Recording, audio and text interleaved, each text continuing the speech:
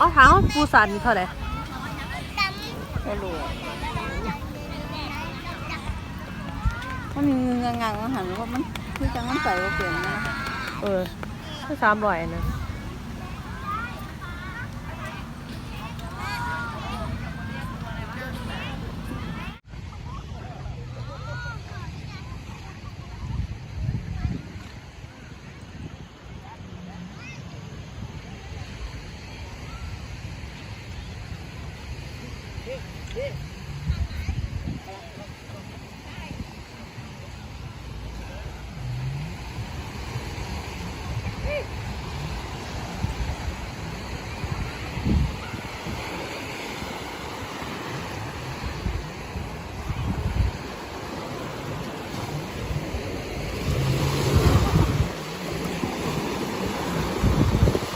ธันวา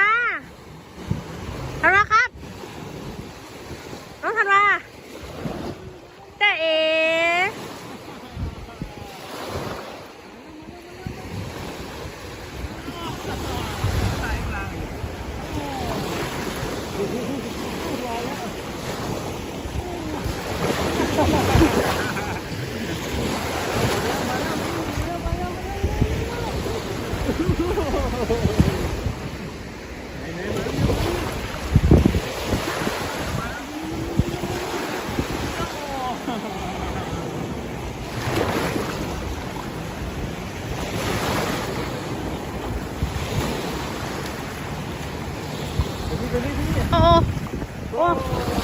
โอ้ไม่เปียก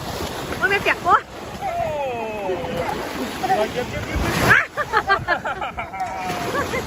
เปียกเลย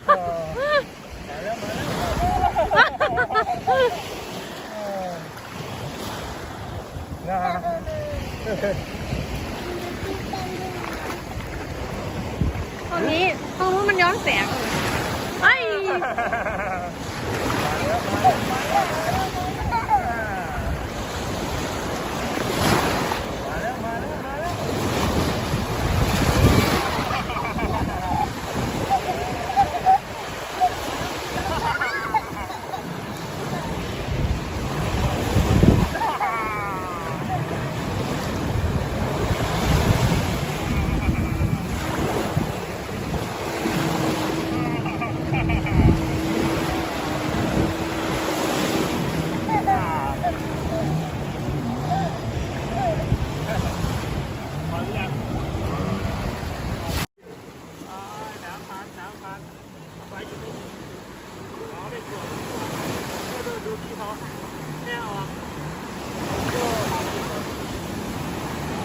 ลงไปแล้ว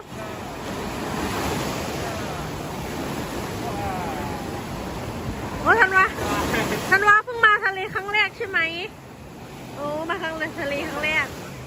กลัวเลยไปลงไป